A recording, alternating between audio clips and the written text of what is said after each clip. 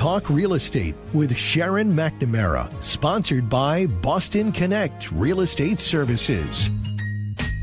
Hi, I'm your host, Sharon McNamara, and you are listening to Talk Real Estate Roundtable. Let me share a little bit about my background before we get started. I am the broker-owner of Boston Connect Real Estate, a boutique firm that is home to over 30 real estate sales and marketing agents who service home buyers and home sellers throughout Boston, the South Shore, the South Coast, and Cape Cod. Our firm takes pride in assisting our clients in the next chapter of their lives by taking a holistic approach to their real estate endeavors.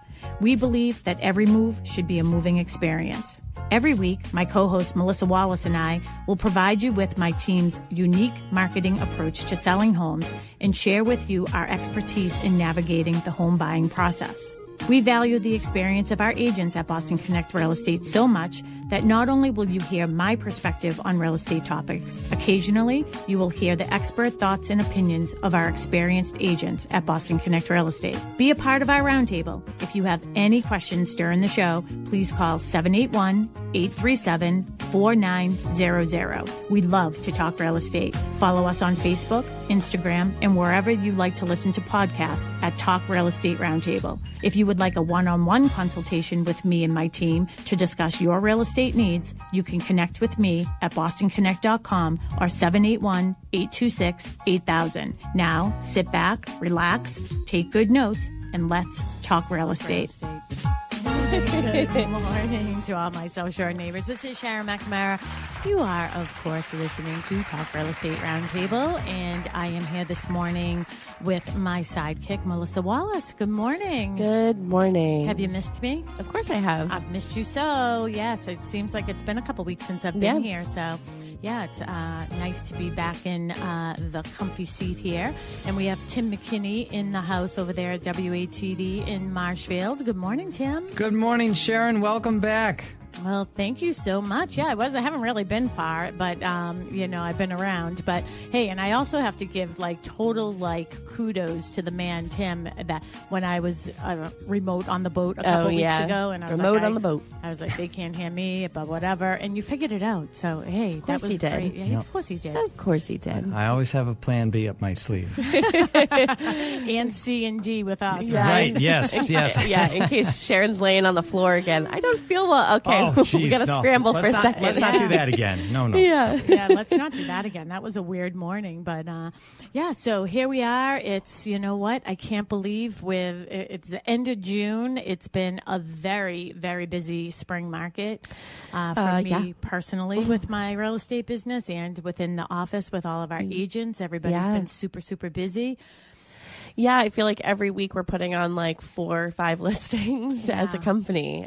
So, that's great. I mean, it's typically, summer can be a little bit slower than all the other seasons, but I don't think that that's the case this year. Yeah, I think, I think that the blizzard had a lot to do with it and all that snow that we sort of started quick in January, remember? And then lo and behold, we were like, just be prepared, after the Super Bowl, that's when a spring market starts. And then Mother Nature had other plans and we got all that snow. So I feel like our spring market, what we consider our spring market, delayed a bit.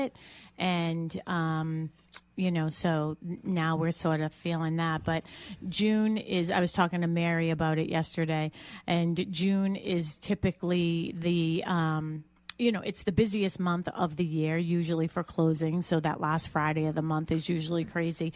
And I always go back to that time. It was 90 degrees. Mary and I had a snowball of 3 in a row, that were contingent upon each other closing.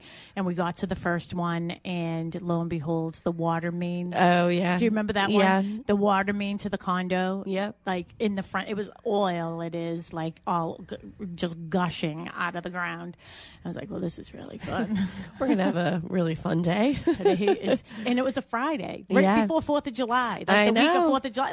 It's almost impossible to find somebody. So, but we were able to put it all together. So I always think back to that moment that it could be worse. So it could always be worse. It could always be worse. Yeah. And the attorneys, they're all super busy, and that's what I'm finding right now, actually, is, not only do we have a lot of closings that are happening, we also have the attorneys that are busy with all the closings, but we're still getting a lot of things under agreement. So the attorneys are like, they're definitely bobbing underwater a couple times. Yeah, and we're still seeing multiple offers. That's just the market that we're in, and there have been, I believe, two that I know of, deals that have fallen apart. But had multiple offers, just buyer remorse. Buyer remorse, yeah. Well, and that's why, we can talk about anything we want right now because we haven't told anybody what we're talking about today. So, but the whole buyer remorse thing, I think it's really interesting with that phenomenon and that's why I don't like to rush anybody to the plate, you know what I mean? Because then I feel like that's when buyer remorse happens, you know what I mean? So I really feel like taking time, offers are due, on this day. It gives people time to think about it. It gives people time to not just go to an open house and then have to have an offer in hand, the 3 hours later. And I always say this, I can't buy a pair of shoes on Zappos in 15 minutes. In fact, I did do that the other day. I had an impulse buy with a cute pair of Tory Birch sandals. And I got them and I was like, why did I buy these? So I returned them. Oh, yeah.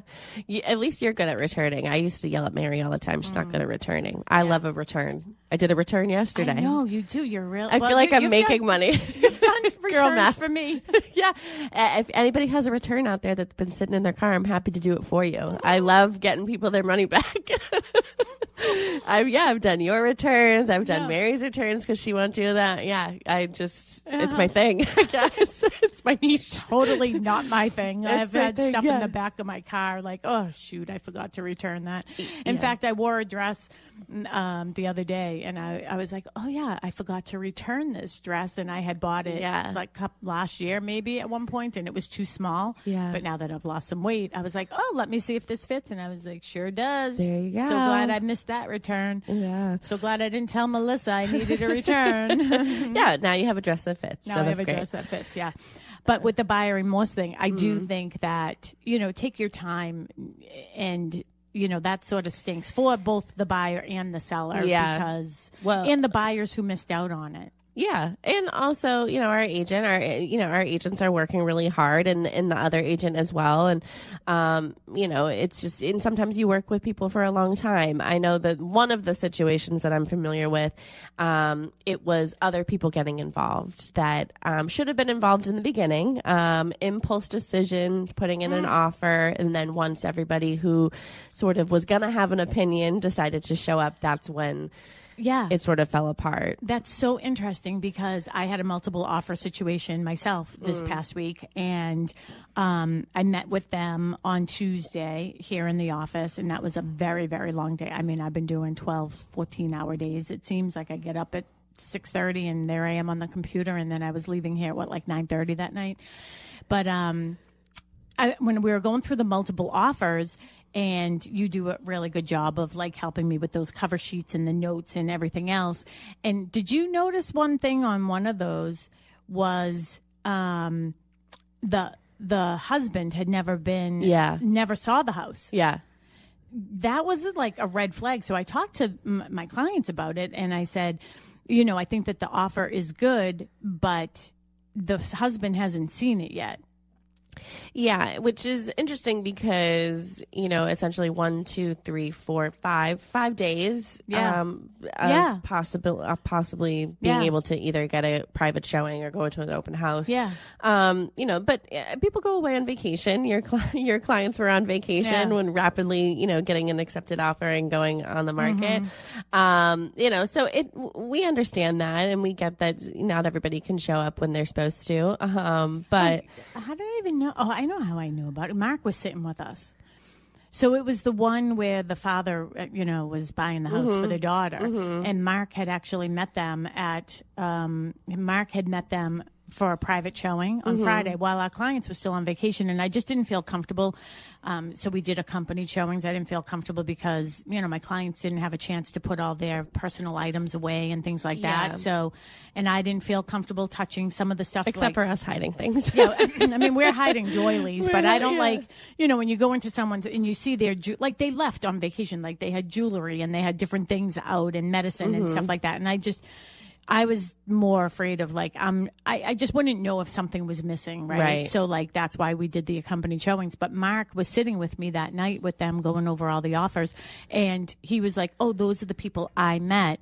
And I was like, and he's like, the husband wasn't there. I go, what do you mean? And he goes, no, it was just the real estate agent and the girl.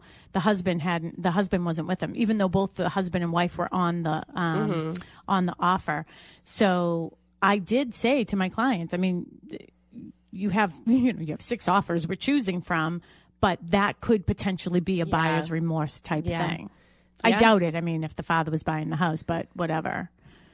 Yeah. I would say I'd take whatever you give me. Yeah. I mean, thank you for the house. Financially, the father was purchasing the house, but at the end of the day, not living there. Yeah. So, yeah. So buyer's remorse. I know of one. One was with Ginny. Ginny's usually listening in. Yeah. Who was the other one with?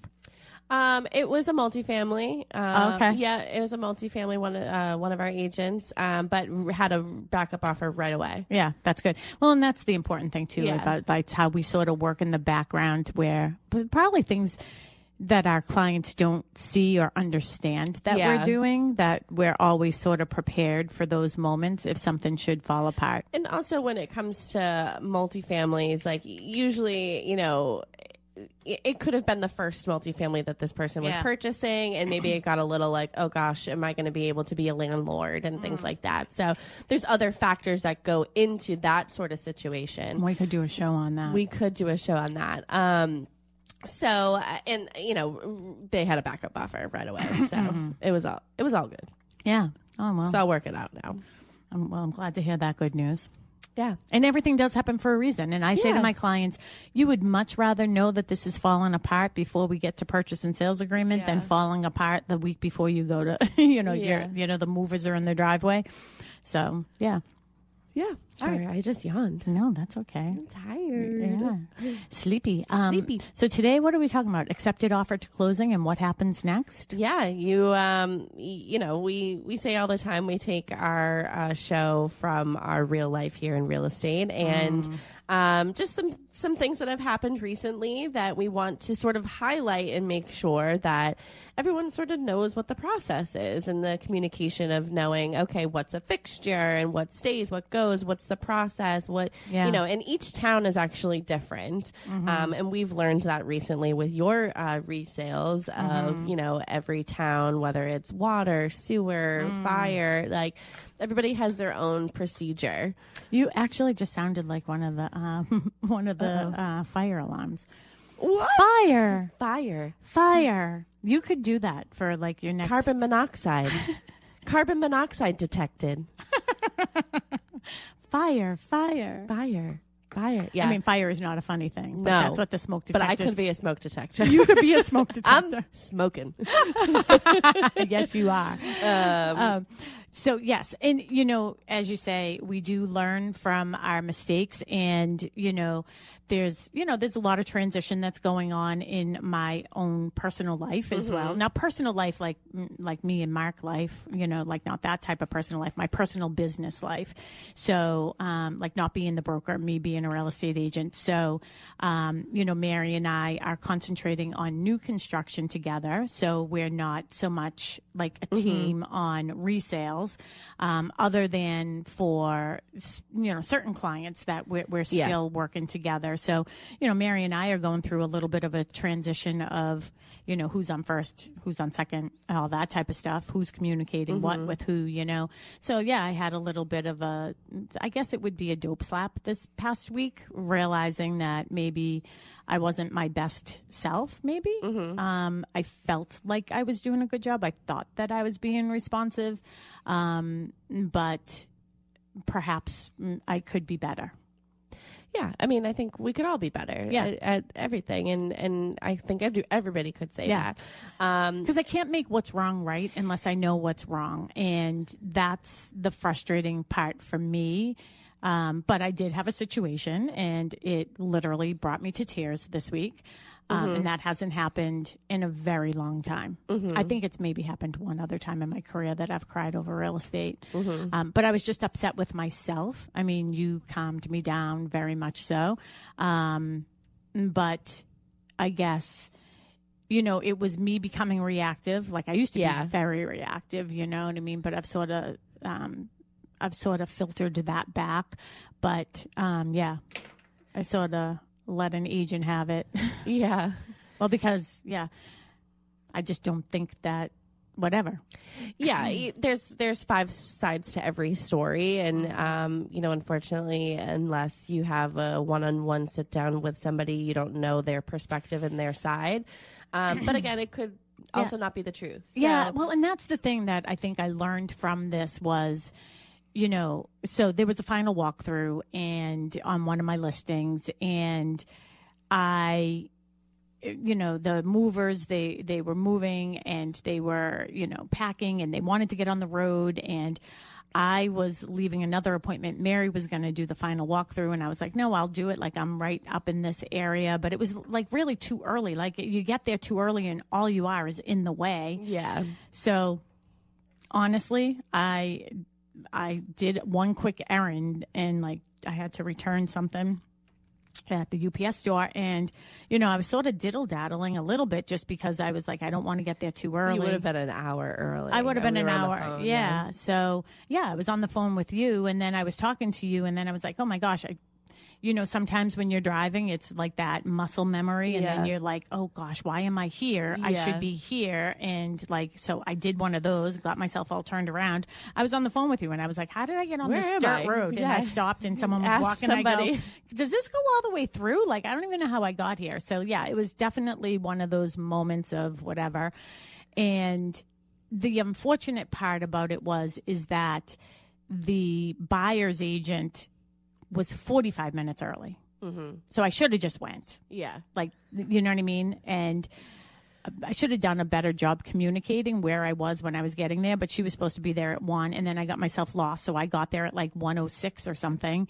But she had been there early. I didn't see a text message from her because I was driving. Yeah. So I don't see them.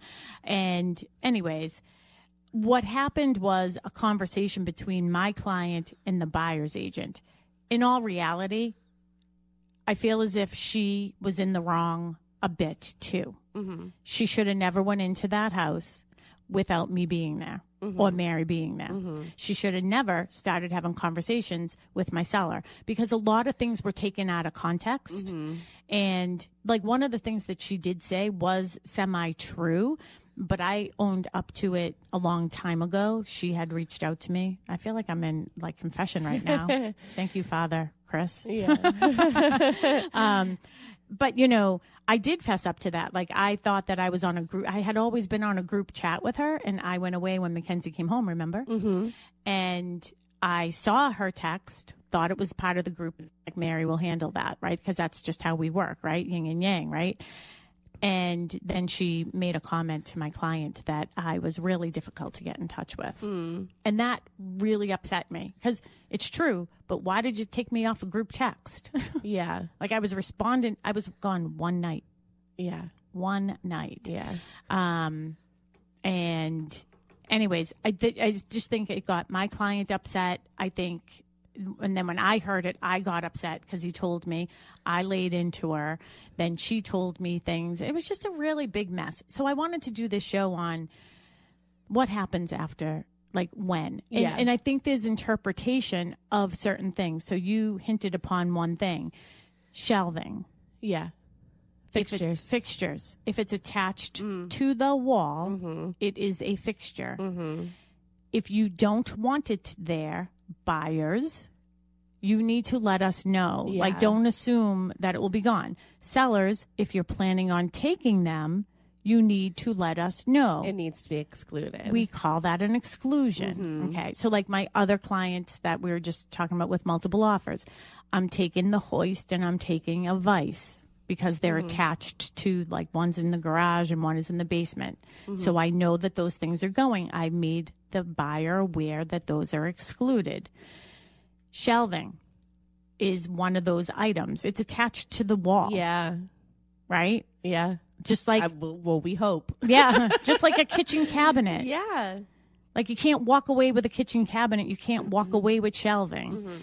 So And again, her interpretation of that is probably different than my interpretation of that. She and I could have had that conversation, yet she decided to have that conversation with my seller and then made a comment that, well, my buyers will take it down and we'll just charge you for painting and putty and paint. Yeah. Which you don't say that to a person who's up to their damn eyeballs at that time with movers and you're going to another state. Yeah. It's, and I said this to you the day of, it's always, closing day, yes, it's very exciting, but it's also very stressful. And, especially for somebody who is moving out of state and sort of that unknown of, getting there. But the urgency to get on the road and your movers are taking longer than anticipated. Yeah. There's a lot of factors in the day that aren't controlled. Yeah. And you don't have control over everything. And that's, I think, frustrating in itself. Especially for somebody who wants everything to go correctly. And, if we had a magic wand, we would totally use it. We promise you that. But unfortunately, sometimes, the movers take a little bit longer. Yeah, sometimes things fall through the crack and you don't realize, this is something that stays, but ask the question too, Yeah. And she made a comment to him too about furniture, that her clients would have loved to have had the furniture. And then he was like, that would have been easier because it was difficult. It is difficult to get rid of the furniture.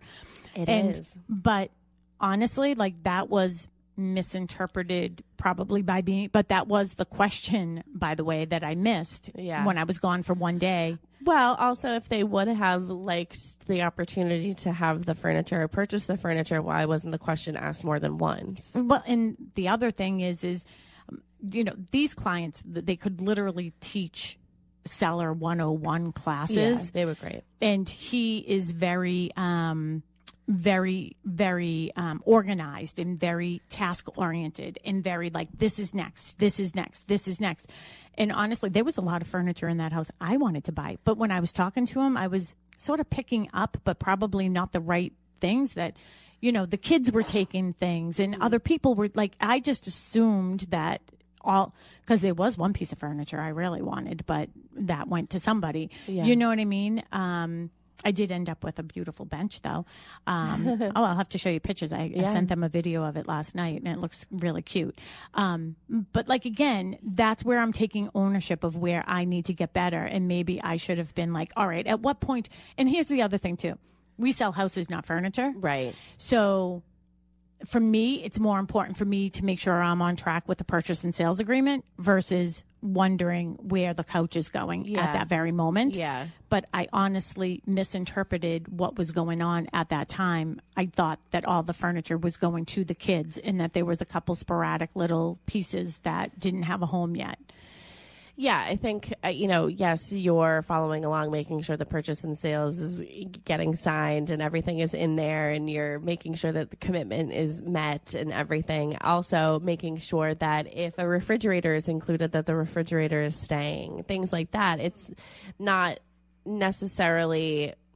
I think if it had been brought to your attention that this is something that was important to both sides, then certainly I think that it would have been taken care of. Like I said, there's always room for improvement for everybody.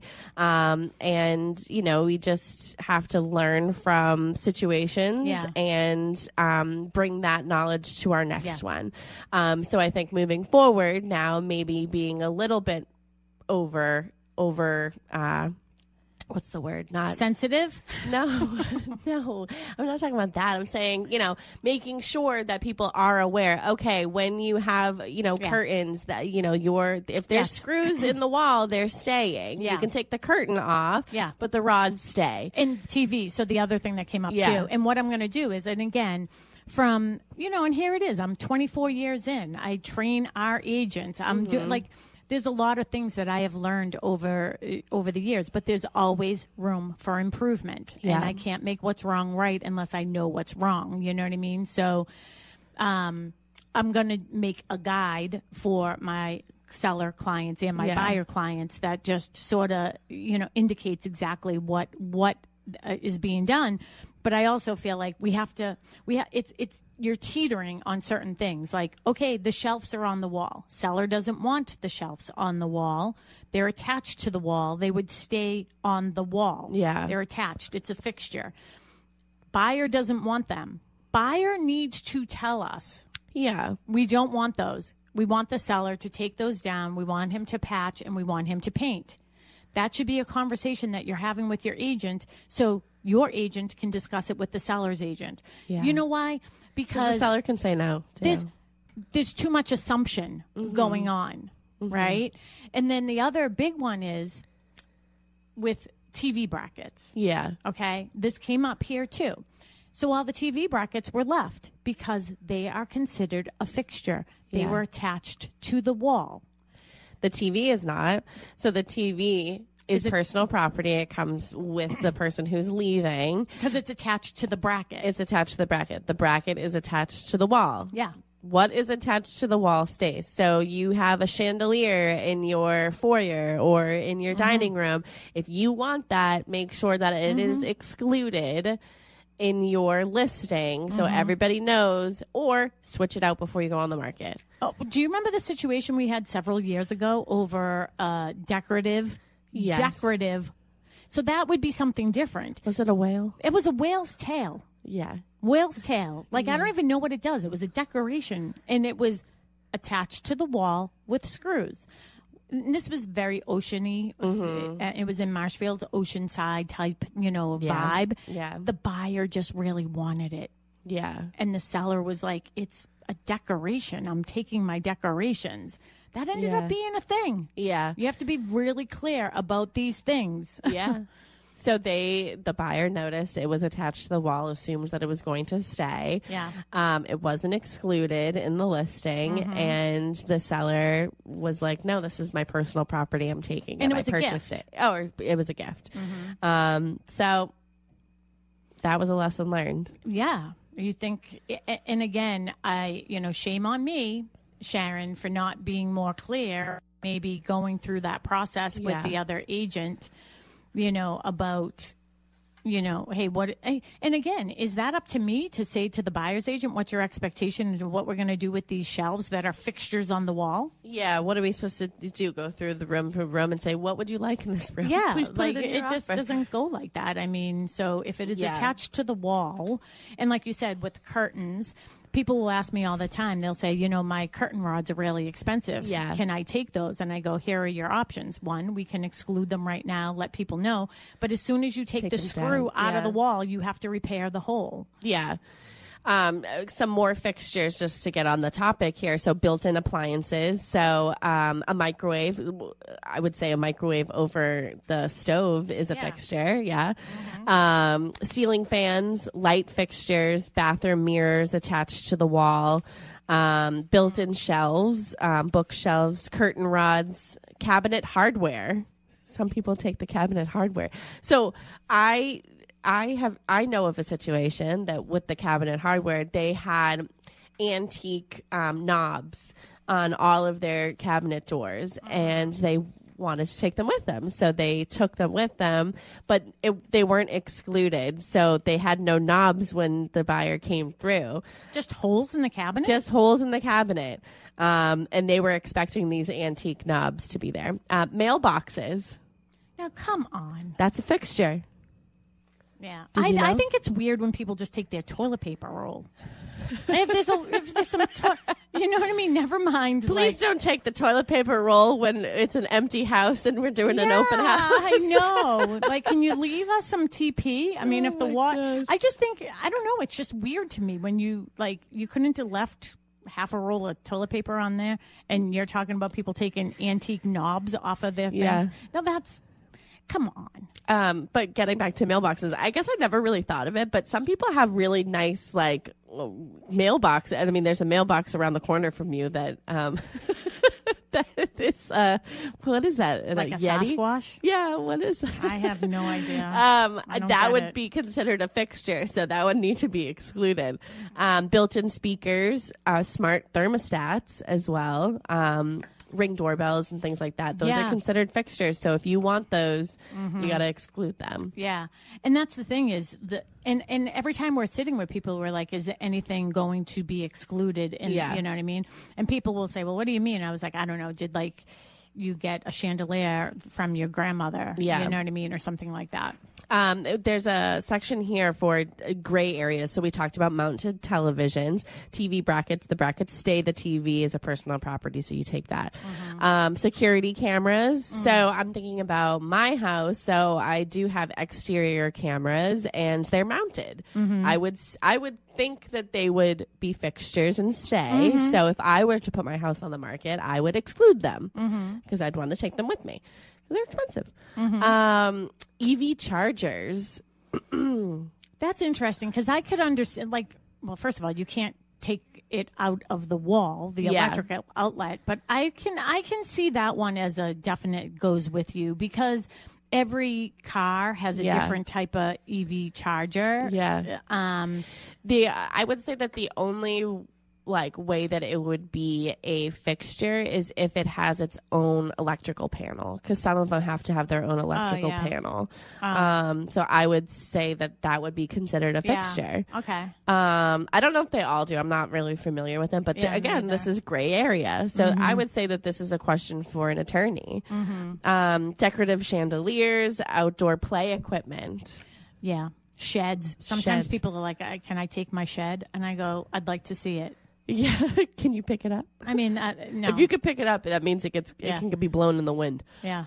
We do have a couple people watching us on Facebook. Hello, everybody. So Tracy Grady, good morning, ladies from Florida. Oh, yay. Hello. Sunny Florida, 90 degrees Florida because I'm cold. Yeah, she has a wedding today. Oh. Her and Jim have a wedding. So Tracy, you all know, is a full-time real estate agent here with her. And more of a host of Talk Real Estate Roundtable than me. I almost said with her son, Jim. Hopefully she's still watching.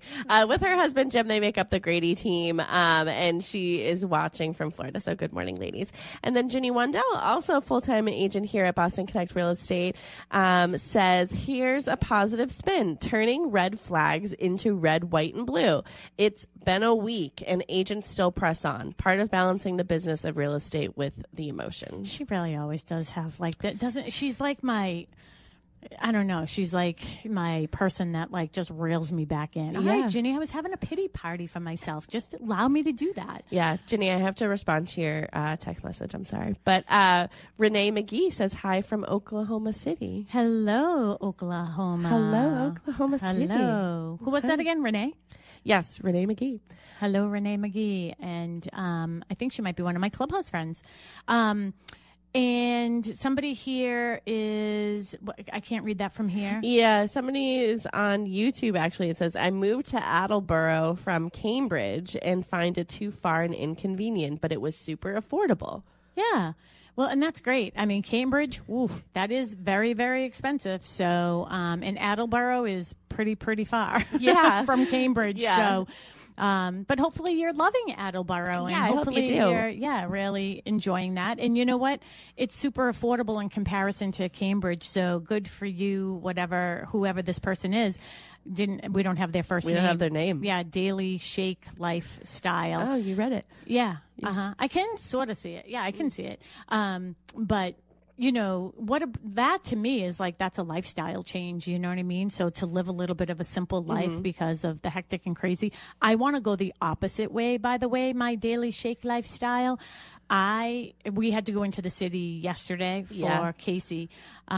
Casey's going to be purchasing something in the city, and the condo that she lives in, and there's something going on with gas lines. So Mark is a plumber, so of course we went in there. We got up early. Friday is the day to travel, my friends, into the city, and as we were leaving, I always feel empty when I'm leaving the city because I love it so much. That's what I would want to do Yeah. I would want to leave. I would love to have a condo in the city. Yeah. The only time I go into the city is either to Fenway or to the Garden, and I'm like, get me out of here because Yeah. there's so much traffic. No, see, and I love the Yeah. walkability. I just love all of that. Like I said to Casey when we got there yesterday, I was like, hey, is there any like coffee places anywhere? Like I wanted to get something to eat. And she's like, yeah. Which way do you want to walk? Like, Yeah. and when she comes home, she's like, you got to get in your car. You got to go all the way to Mary Lou's. Yeah. Well, Ethan says we don't live near anything. We just live in Halifax. He's like, we don't live near anything. It takes you a half hour to get to the highway. I'm like, okay. Because he's just so used to being in Rhode Island, just, zipping away. But yeah, we live in the middle of nowhere. Yeah. To our WATD listeners and all of our friends out on social media land, you are listening to Talk Real Estate Roundtable. I am Sharon McNamara, the broker owner of Boston Connect Real Estate. I'm here with my sidekick, Melissa Wallace, who is the Director of Operations, Agent Relations. And what is the other title we have for you now? Like the broker liaison or something like that? Helping me with, helping me with all my transactions. If you have any comments about this topic that we're on, about like what are fixtures, what stays, accepted offer to the closing, what happens next, feel free to call. Tim is in studio at WATD in Marshfield, 781-837-4900, 781-837-4900. We haven't had a caller in a long time. Yeah. I know people are listening, though. Yeah, I know. Yeah. I was at an open house recently, and Mark went somewhere, and they're like, your wife's name's Sharon McNamara. Does she do a radio show on WATD? He goes, sure does. Sure does. So, so feel free to give us a call. We'd love to hear from you this morning, whether it's about this topic or any real estate topic. Feel free to give us a buzz. We would love to chat with you this morning. Faith Birmingham says, good morning, ladies. Good morning, Faith. She's a full-time agent here at Boston Connect Real Estate as well. And Karen Monroe. Hi, ladies. Hi, Karen. Karen's having a little pool party today. Oh. So I'm going to try my best to get over there maybe at some point after my open house today. Yeah, maybe you can stop by after your open house. Yeah. Not too far. Getting back to personal property and fixtures, some examples of personal property would be furniture, patio furniture. Yeah, and this is what's been happening a lot, and I think it's actually clouding, and maybe it's my own mind. It's like, that's not my gig. Yeah. You know what I mean? It's not my... I'm not going to call it an issue. If I sold televisions, I'd be working at Best Buy. Yeah, right. But I don't. I work at Boston Connect Real Estate. Or I'd be working at Cardi's Furniture or something like that. How many times do I say to you, I don't work for the town of something, because I've had to talk to somebody and they're just like not very helpful. I loved your conversation. Or I don't work at the post office. Your conversation with one of the towns this past week was like, you're like, she's just mean. She's just mean for no reason. Yeah. You're like, I just don't understand. It's just a simple question, lady. Ma'am. P.S. You're the one with the answer. Like, and P.S. You work there. I don't. I'm just asking a question about the place that you work at. But see, you're starting to get like me though. So now what I say to people is, I'm not questioning you. I'm just asking you a question. Yeah. Well, the conversation started out lovely. She called me back. Oh, I'm just calling you back. Oh, great. Thank you so much for that. Oh, and by the way, I'm like, this is not a friendly conversation. Maybe anyways. She's bipolar or something. Yeah, maybe. Televisions, artwork, grills, lawn equipment. Yeah, see, and snowblower. It's one of those things. If you're selling your house, you might say, hey, there's a lot of things that I'm not bringing to my next home. Yeah. Are these things that the buyers may be interested in? Hey, if you want to leave things behind, I'll ask. If you want to sell them, I'm not coming up with prices. Give me a full list of everything you're selling, and I will pass it. That's what I'm going to do from now on. All right, you want to sell all of this furniture? You want to sell your patio furniture, your grill, your little swing that you have in your yard, whatever it is that you want to sell, you give me one list. Yeah. And then with the prices, and we are happy to pass it on to the buyers. Yeah. But we don't put it in the purchase and sales agreement. We don't, I'm happy to accommodate this relationship and bring it together, but I have to worry about the purchase and sales agreement getting signed, people. I'm not in a state sales Yeah. person. What are they called? Yeah, estate salesperson So, is yeah. what they're called. Well, there you go. Anything else? So yeah, again, personal property, you can ask for it. You can ask, as a buyer, you can ask for it. You can ask to purchase things. If you're right on my list, I have riding lawnmower, portable generators, things like that. If you're moving into maybe a 55 plus community from, this beautiful colonial, you might not have to take care of your snow removal. You might not have to take care of your lawn. So you don't need those things. So why not try to make some money off of it, or, gift it to somebody? Yeah. And as the seller, I think one of the things, because this just happened to me with one of my other buyer clients, they're going to be buying, we found actually the perfect home for them. So I'm super excited for them down in Plymouth. And I know the seller of this property is just moving with family, and he has a really nice, driving lawnmower? Ride on. Yeah, ride on. I guess all of them are driving. You drive it across the lawn. That's okay to drive across the lawn, not your car. Not your car, certainly. So it was a ride-on lawnmower, and why is that so difficult for me to say? Yeah, I know, you're like, ride-on lawnmower. He was on a ride-on lawnmower. Well, I started watching the McPhees again, or whatever their name is, the show. Oh, I don't watch that. Yeah, I don't particularly like one of the sons. Oh, Steven. I don't like him. Okay, there we go. I don't know what you're talking about. I don't watch that show. He's sort of cocky. Oh, I love reality TV, and I've realized why. Oh, yeah. Why? Makes me feel normal. Yeah, because you're like, I don't do that. Yeah. That's not my life. Yeah. People really live like that. I don't know. Oh, but anyways, my point of that was my client asked me, can you ask him if he's going to be selling his lawnmower? Because I would like to purchase it, because he doesn't have one where he is. And I was like, happy to do so. Sent a message to the buyer's agent. And again, here's the funny thing about everything that happened to me this week. I'm happy to do it. If you ask me a question, I'm happy to respond. I respond quickly. I went through all my text messages, and I was like, anytime anybody asked me a question, I responded, except for one little time. And I was away overnight, and I thought that Mary took care of it. Whatever. Not her fault, by the way. It was my fault, because it wasn't on the group text. I keep on digressing back to that moment. But I did reach out to the buyer's agent, the seller's agent, who is great to work with. And I was like, hey, my client is interested in purchasing the lawnmower if he is selling it. Because a lot of times people are giving things away to the other family members. And the response the next day was, he sold it in the yard sale yesterday or something. But then when we were there, he said he sold it to his someone over on the vineyard or something, his cousin or something.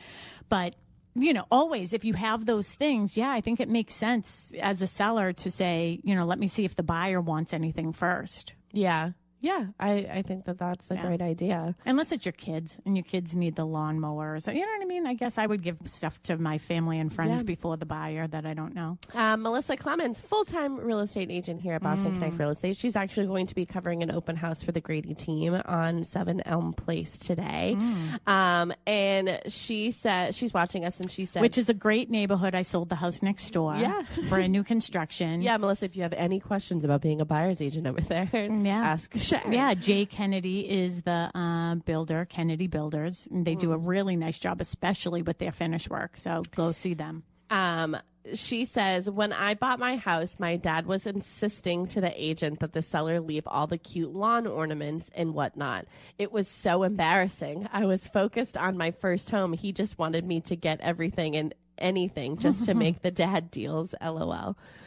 That's funny. He just wanted everything. My question to Melissa Clemens right now is, did you want the lawn ornaments?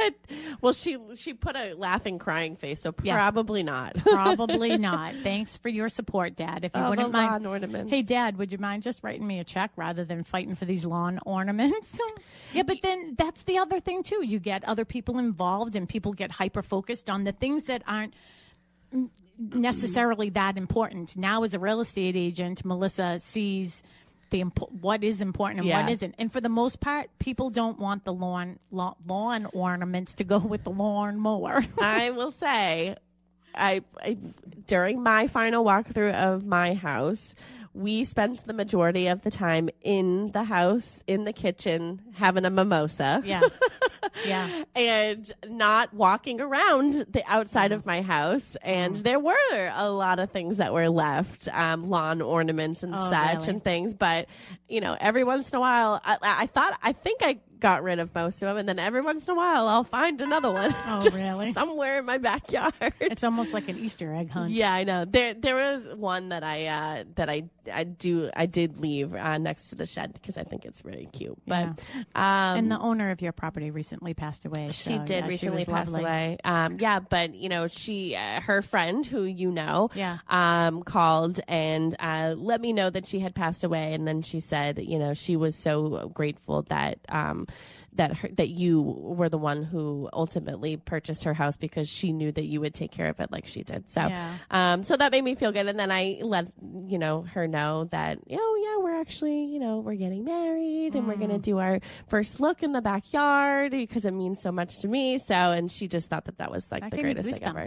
Yeah. And her family was wonderful. When you told me that she had passed, I reached out to her daughter and said, gave my condolences. But, and then that's the other thing, too, is like when you have somebody who's lived in that home for 60 years and those lawn ornaments, they can't bring them because certainly I know she was moving in with one of her daughters, and I'm sure the daughter's like, you're not bringing that stuff. That here. You're not bringing that stuff here. But she probably thought that it would be meaningful to you. So. Yeah.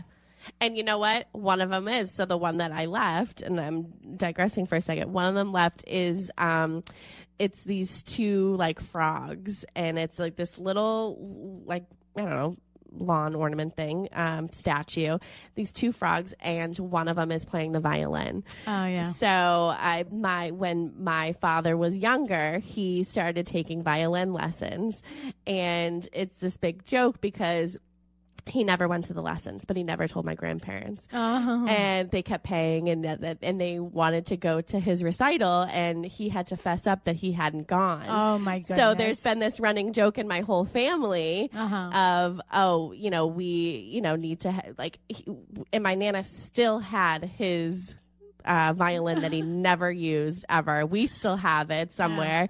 So it was funny. So when I saw it, I was like, oh, that's my dad. Yeah. So little signs. Mm-hmm.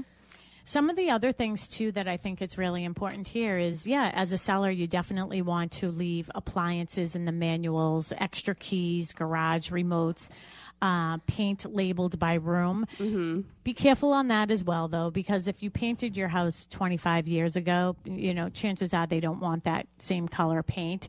Paint is definitely one of those things where the seller should be asking the buyer, do you want these left over, do you want this paint for touch up? The other thing is, look for hazardous days. Every town has them. A lot of times, like your abutting towns will allow you to go there as well, and you just have to, get something from your own town to get rid of that stuff. And just don't assume that people want that. Yeah. Because at the end of the day, when they do the final walkthrough, they'll be like, nope, I don't want it. You have to get it out of here.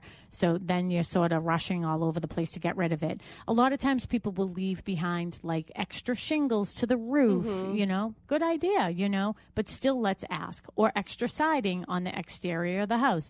Great idea, but let's ask. Right? Yeah. Because it Always isn't attached to anything at that moment. It's extra, like extra tiles. Like I've fallen into that one a lot, where there's like a pile of extra tiles. I have some at my own house. And it's just don't assume that the buyer is going to want those things. Yeah. So, that will be on my checklist. And it's okay to say no. Yeah. I remember when I was buying my house, there was a couch that they had asked, like if I wanted it, if it could stay. And at first I was going to say, oh yeah, whatever, keep leave whatever you want. And then I was like, no, I don't want the couch. So why am I? No, I'm like, I had to put my buyer's agent hat on and say, no, thank you. Please remove. Yeah.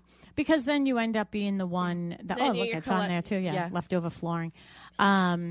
Landscaping. Oh, and that's the other thing too, is like having all of your, the mechanicals of like the last time that it was maintained and things like that. And having, what's really nice to leave your buyers if you're a seller is a full list of Yeah. what who you used for what. This is who was my landscaper.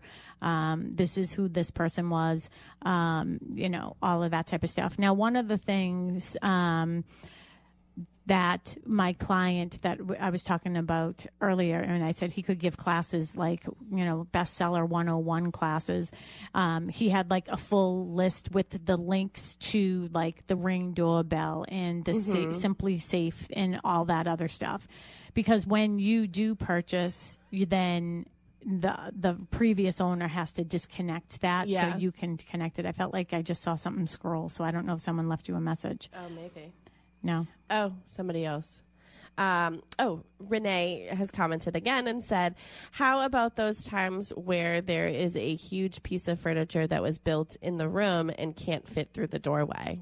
Yeah. Guess you got to take it apart. Well, Renee, good for you if you had one of those. I wonder how you handled it because, well, if you have a big piece of furniture and it's in a room because it was built in that room, if the buyer doesn't want it, the seller has to take a Sawzall to it. Yeah. And get it out of the room somehow without damaging the walls. Or the floors. Yeah. Yeah. So, or the ceilings, because it sounds like it's a big piece of furniture, so you can't put it upright. Yeah. So that's what I would say with that one. I would just say, if the buyer does not want it, the seller is responsible to get it out. Yeah. Period. But if it's a bench that's attached to the wall, what are we calling that? That's a fixture. That's a fixture. I can't take it off the wall without to the wall. Yeah. It's a stay. I can't move the bench. Like I'm thinking of those little kitchen dinette things, breakfast nooks. If you can't pull it off the wall without taking the sheetrock, guess what? It's staying. That's interesting because those little breakfast nooks, a lot of the time the bench part is attached to the wall, but the table isn't. The chairs that are on the other side isn't. So now you just got a bench. All you got is a bench. You got to find some furniture. So that would probably be an item that as a buyer I would ask for. Yeah. And again, I can understand, and this is where my frustration is, not frustration, but like where my upset with myself is because I am so hyper focused on what is going on in the transaction, like crossing T's, dotting I's, waiting, things that our clients don't see that we're doing, like, okay, is the commitment letter due? Is all this? And you know what we're always doing? We're always pivoting in this business too. I got a call yesterday from an appraiser and they're like, oh, I have a rush on this property to do an appraisal. And I was like, that appraisal was done June 1st and we close on Tuesday. Yeah. So that was jumping through hurdles all day. Yeah. What are you laughing at? I'm just laughing. My mom has sent me like 8 text messages throughout the whole show. Oh, I need a lawn chair. And then in quotes, I'm not an estate salesperson with a crying, laughing face. Then she said, get rid of your people. Yeah. S word, people. Yeah. Mm-hmm. And then she said, haha, daddy was such a good violin player. We just heard the doorbell. So really just last minute. Can you say where you're going to be today? Yeah. So I'm going to be doing an open house today. I am going to be over at Cochesett Estates, said by some, Cochesett Estates, said by others, which is over in West Bridgewater. And it's off of Scotland Street in West Bridgewater, and I'll be there from 10 to 1. Yeah. 10, 11, 12, 1. Yep. I'll be there from 10 to 1 today. It's new construction.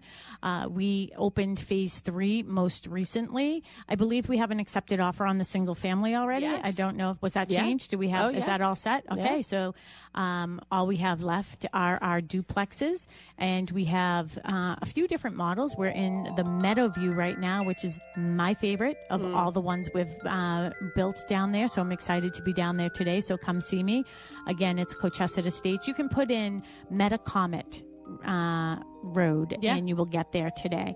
And if you want to see all of our other open houses, follow us on social media. We have a lot going on this weekend. So Boston Connect Real Estate on Facebook and on Instagram, or you can go to bostonconnect.com. Mm-hmm. Awesome. And go visit all of us. I know you said Melissa Clemens. Yeah, Melissa Clemens is going to be at 7 Elm Place in Hanson. It's new construction. It's beautiful. Yeah, she's going to be there 10 to 12, I think. Okay, perfect. All right. Well, if you have any questions or if you would like some information on your house or your next chapter and your next move, feel free to give me a call. I am a full-time real estate agent, 781-294-5600. 4848. And we will see you next week. Perhaps. Oh, no. Nope. Repeat next week. Happy 4th of July, everybody. July. Happy birthday, America. 250. Woo. Bye. With you, so let's make